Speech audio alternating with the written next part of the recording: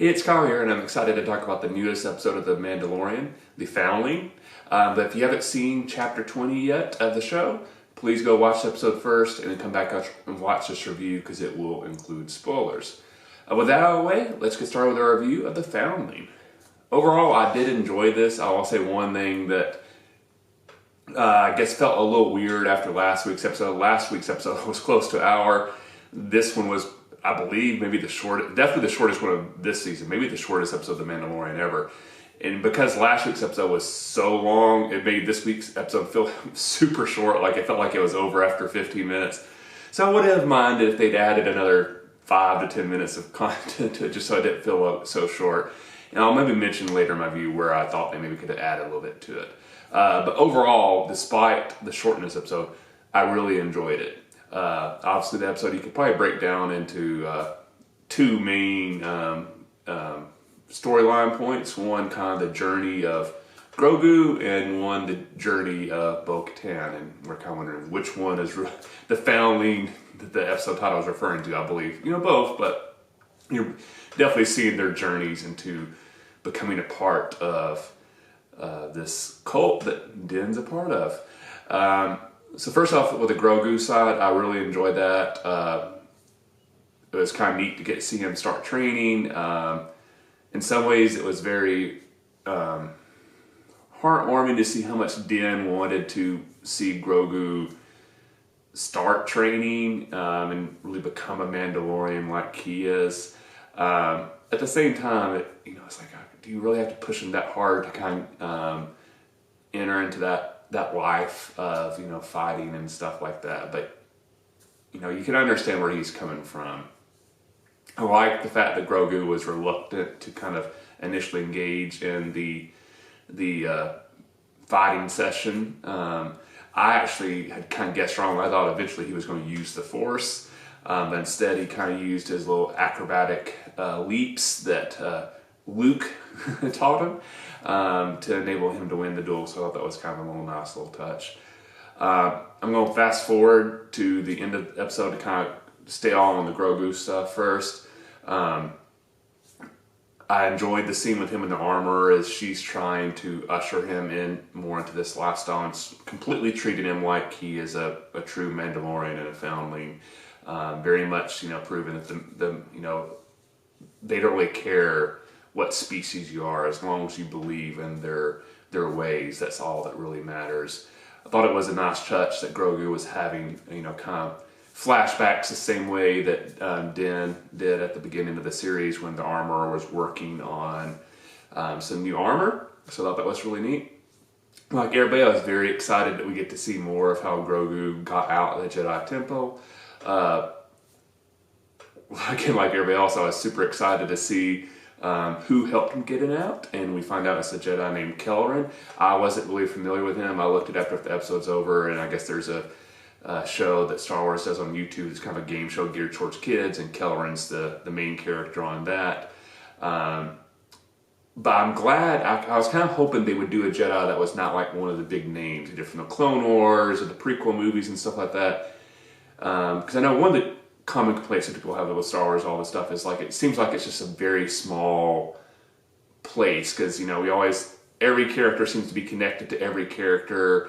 So I was kind of worried that you just would be like kind of a well-known Jedi from the Clone Wars, be the one that rescued him. And it's like, really, does that Jedi have to be involved again? Why can't it just be a random Jedi? Because we know there were thousands of them, basically.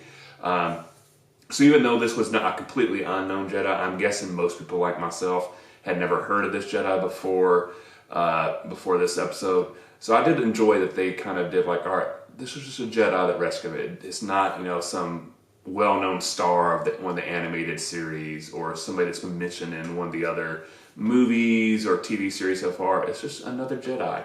So I thought that was a nice little touch. Clearly, we kind of left off in the middle of Grogu's escape with the Jedi Kelleran.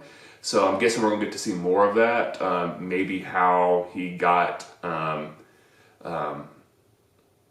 of, I guess, stuck on the black market side of things, where we see him when the first season of The Mandalorian starts. So I'm not saying we're going to see all Bo's years and flashbacks, but maybe we kind of see how he leaves Kelren's supervision and who he's passed off to. So I'm kind of interested to see more of that. On the Din and Bo-Katan side of the storyline, during the training session, a young Mandalorian is taken. We later learn, and it is confirmed, it was Paz Vizsla's son, which was where everybody suspected. So that was kind of nice to get that confirmed. But he is captured by some sort of flying beast/dinosaur-like creature. The other Mandalorians try to give chase. They're unable to do it. I do like that they kind of revealed that the jetpacks do run off fuel. To my knowledge, that's the first time that's really been discussed about in the series. So it's nice to see that it's not like unlimited fuel and stuff like that. So Bo is able to track the creature with her ship and then take back to the other Mandalorians. I like the fact that she, even though she's new to the group, she quickly takes charge, shows her leadership capabilities, her strategic mind to be able to develop a plan, where the other Mandalorians, Paz mentions like this has happened before and they haven't really figured out what to do. That the fact, she's new to the group and she's already developed a plan, it quickly kind of earned her some respect in the group. This is the part of the episode I would have liked to see a little bit more. As they were going after the creature, you have the little camp out scene where all the members are kind of around the campfire. To me, that would have been a nice little scene where he maybe had like maybe 3 or 5 minutes of dialogue, where maybe other members of the group who don't know Bo maybe start like, oh, tell us, what's your journey? Where did you come from? Paz has said you were a member of Death Watch. Is that true? Just a little bit of stuff like that. So maybe Din could learn a little bit more about Bo, but also maybe we could learn a little bit about Bo from stuff that wasn't depicted in the various series that she's been featured in. So maybe just like 1 or 2 scenes of dialogue there around the campfire would have been really cool. Or maybe, the other Mandalorians kind of stroll away and Bo confides into Din, like, Din, you really didn't know this. I used to be a part of this other group, and, so if this comes up, this is what they're talking about. Something like that would have been nice. But anyway, so then we get to the rescue scene, which is very cool. I was expecting maybe more of a tragic end. I was expecting maybe to get up there and sadly the Foundling would maybe already had died, or maybe died in the rescue attempt. So you'd have some sort of tension between Paz and Bo that would play out throughout the rest of the season. But no, it's a successful rescue attempt, and really Bo really came through and did a lot of the stuff during the rescue attempt. As did Din, so they were the ones that really took charge and rescued the young kid. We see them come back. They actually captured the creature's young chicks. So I'm predicting at some point, either by the end of this season or some point in the future, we are going to see some Mandalorians riding some flying dinosaurs, which is going to be really, really awesome.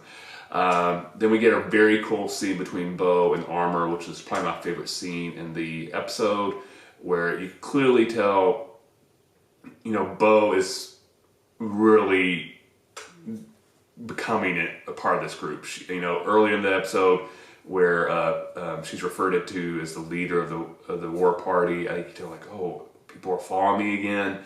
And then when the Armorer, begins making more armor for her, and then Bo feels comfortable enough to confide in her, like, I've seen the Mythosaur, and it's like, no, not in a vision, I actually saw the Mythosaur. And the Armorer implies, well, when you're part of the path, these things reveal yourself. It's almost like you become more special. So I think, initially, I think after the last episode, some people are speculating, like, is she just playing along, or is she become a true believer in this cult? I think this episode is heavily implying she's going to become a true believer, and I think from what we are seeing, I think it's not going to take her long to become like the unofficial leader of the other Mandalorians, and maybe this is how she's going to make her play to take the throne of the Mandalorian. Hopefully, this doesn't lead to her having a conflict with Din to try to get the Darksaber, because I could see maybe some people like Paz egging her on, like, hey, you should be in charge. Why don't you fight Din for that? So we'll see how that goes. But overall, like I said, I really enjoyed it. Was it my favorite episode of the season so far? No, but I still really loved it. there was nothing really I disliked about other than like the only minor complaint was like I would have liked about another 5 or 10 minutes of content in this episode. So let me know what did you think of The Foundling in the comment section below. If you enjoyed this review, please hit that like button. If you haven't yet, please subscribe to the channel. I really appreciate the support. Thanks for watching. I'll see you the next time, and may the force be with you.